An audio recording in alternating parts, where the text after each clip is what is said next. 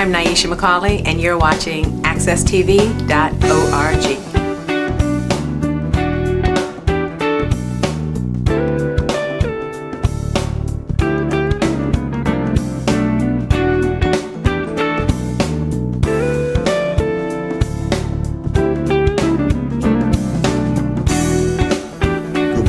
Welcome to the Challenge. We have a special guest today, Bill Costin, the founder of Sky Endeavors, and we're going to talk about Sky Endeavors, which is a commercial ballooning company, and his African American cultural exhibit. Two really interesting and dynamic things that this local businessman offers to our community. How you doing today, Bill? I'm doing great.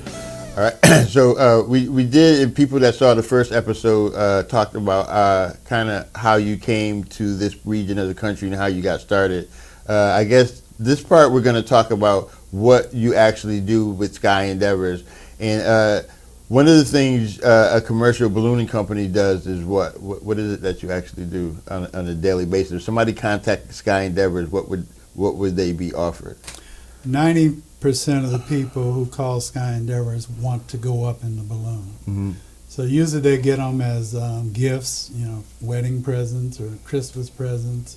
So they actually want to go up for a balloon flight.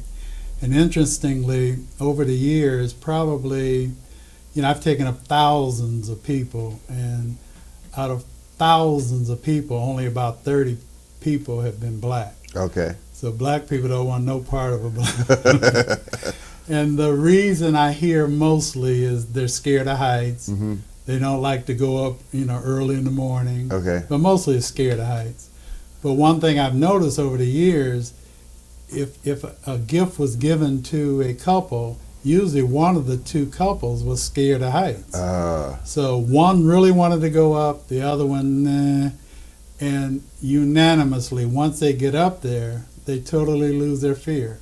Right. And they lose their fear because they think in their mind it's one way, and then once they get up there, they say, "Oh wow, look at that! Wow, oh, look at that! Oh, that's so pretty! Oh, that!" Right. And they totally lose their fear, and they become my best advertisers because once they get on the ground, they brave. Oh yeah, I went up in the balloon. Right. No big deal. Now, we were kind of going back and forth, but I guess I can't help myself because one of the things that when I was looking at your history was your first balloon and how that came about, which was a design that you created for the centennial of the state of Connecticut. So what went into that, and what was the history behind that? Well, when my cousin and his boss, first came and told me about the balloon, we were going to have to purchase a balloon. So I was thinking, I said, okay, how can I, branch off and get a commercial balloon out of this? So this was in 1975, and the bicentennial was coming up the next year, Mm-hmm. 1976. So I was sitting at Travelers one day, and I literally came up with the idea of a bicentennial balloon.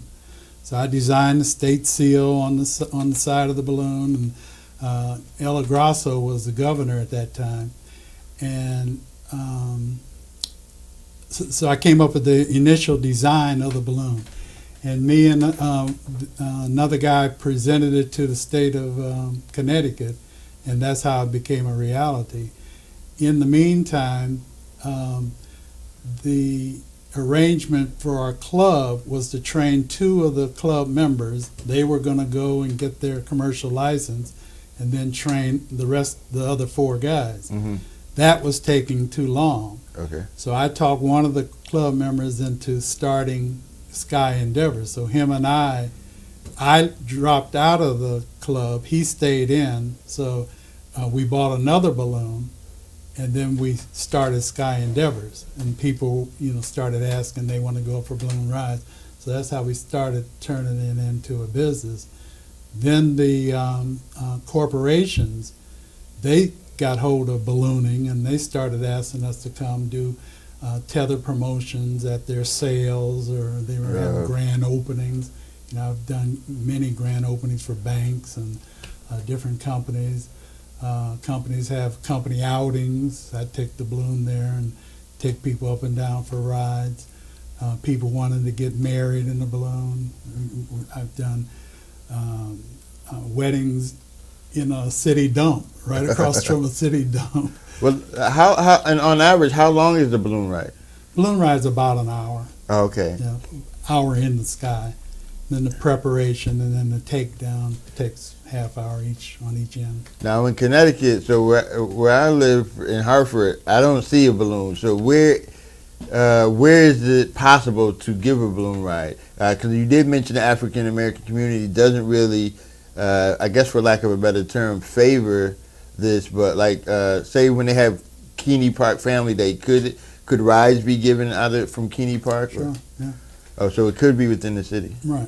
Most of the rides are given in the Farmington Valley. Okay. You know, we just grew up there, and most of the balloons started in one spot, and we flew up and down the valley. Now it's a little bit more, down south by the AquaTurf and out in Litchfield, so it's spread out. There's probably about 10 or 15 balloon companies right in the Connecticut area. Oh, okay, so when you guys started, were you the only company? No, there was a couple more. Okay, and then when a typical balloon ride, you said it's an hour, because I guess a lot of people might think that the balloon just goes up, but you could actually route a route, correct? No, you're totally dependent on the wind. Okay. Excuse me.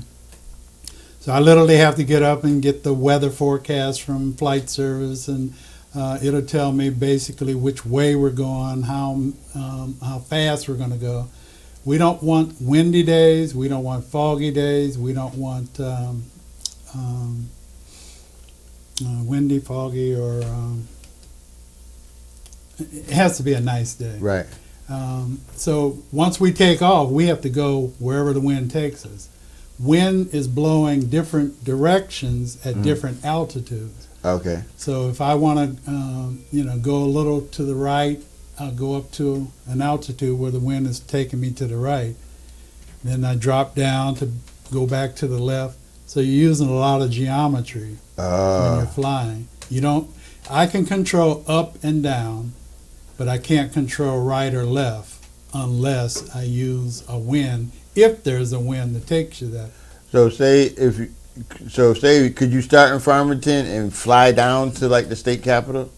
Only if the wind is going that direction. Oh, and you don't know that till the morning.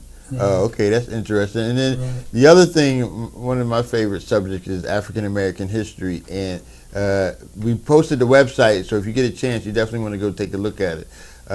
With the cultural exhibit, what would the person get by going to see the cultural exhibit? Okay, a lot of people, when they go see exhibits, most of them don't want to read. So right. I designed this whole exhibit with a lot of pictures. There's text too, but a lot of pictures. And the kids, when they come in and see it, they'll go through it pretty quick. But once they see something that strikes their attention, they'll stop there and they'll really look at it and read whatever. And one technique I use when I go to schools, I was noticing there were always groups of kids who wouldn't even look at the different exhibits. Right. And so I said, okay, I'll fix them. And so what I did was I started putting hip hop, American Idol, all the shows that people are looking at, the kids are looking at now, at the first table.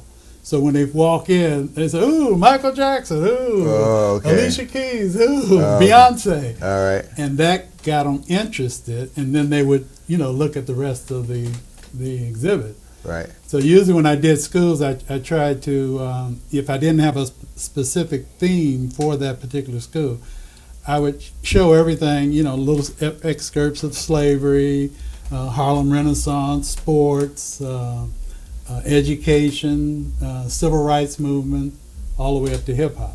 All right. And when you mentioned slavery, and I know you brought a significant part of African American slave history, if you want to grab that and kind of discuss how that came into your possession and let our viewers know. You can just show it right there what that is.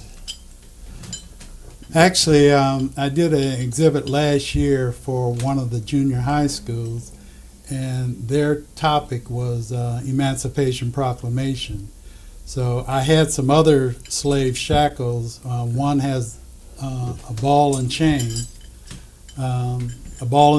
and actual handcuffs, shackles.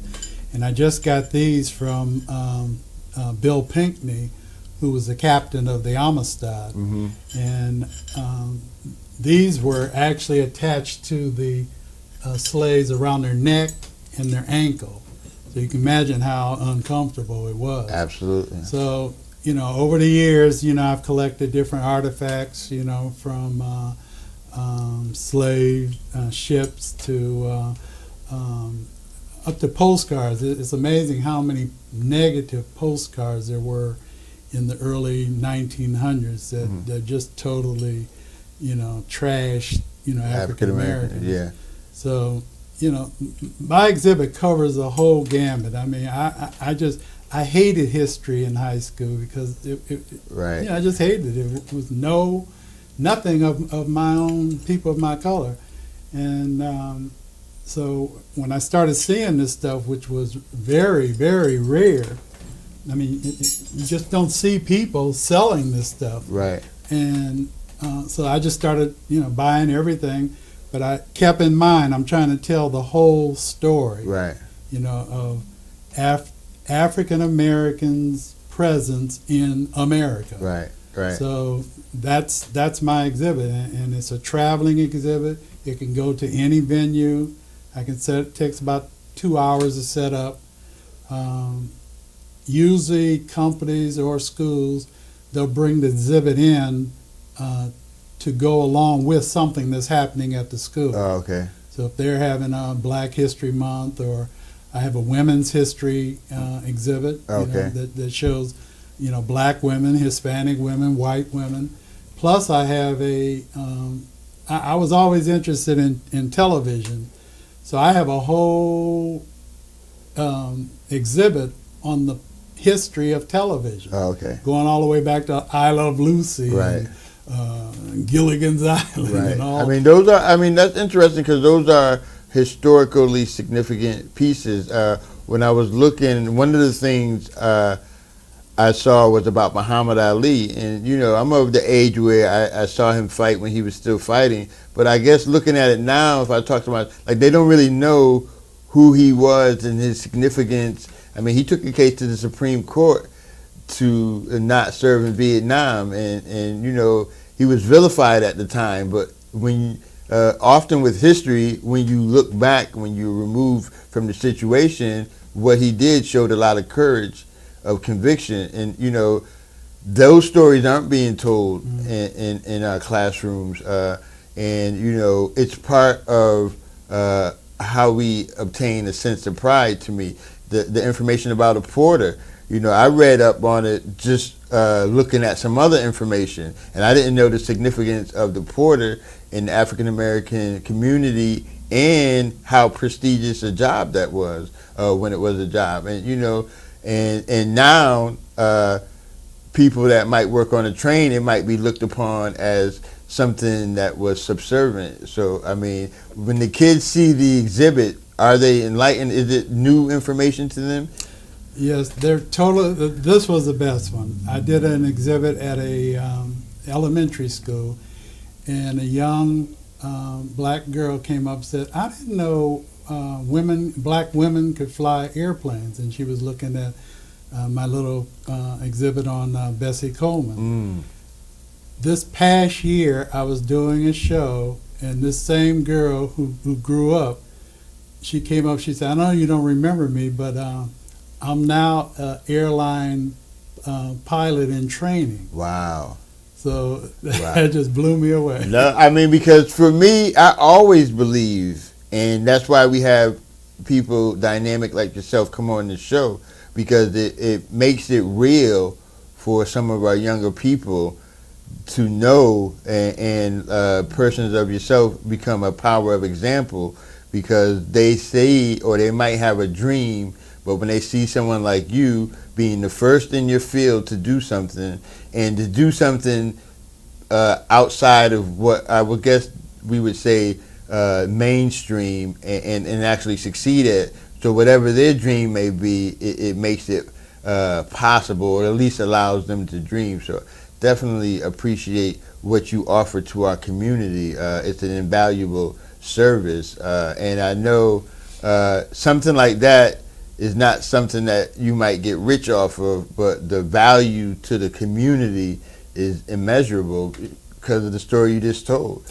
I did an exhibit at the Temple University. They were having a Black History Symposium, and I had my whole exhibit right outside, so as people were coming out for their breaks, they could look at the exhibit. When they first came in and registered, they could look at the exhibit. So that showed me that this exhibit is good for fundraisings. Right. When they're doing the cocktail hour, they can look at the exhibit.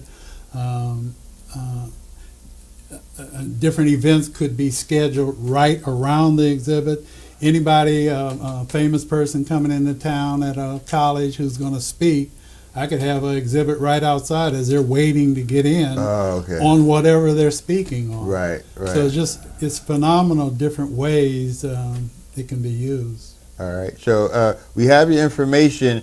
I know we showed it throughout the show, and also when we put the show out there for people to see, we'll put your information, because I think people need to come. Because is it possible, the one last thing, for people to come and watch the balloons fly, even though they might not actually get on there? Oh, sure. All right. So they can contact you to be able to do that? Yes. All right. Well, Bill, thank you so much for coming in and sharing a little piece of yourself with us today. It was very enlightening and inspirational to myself, and I'm sure the people that are out there watching. So thank you. Thank you.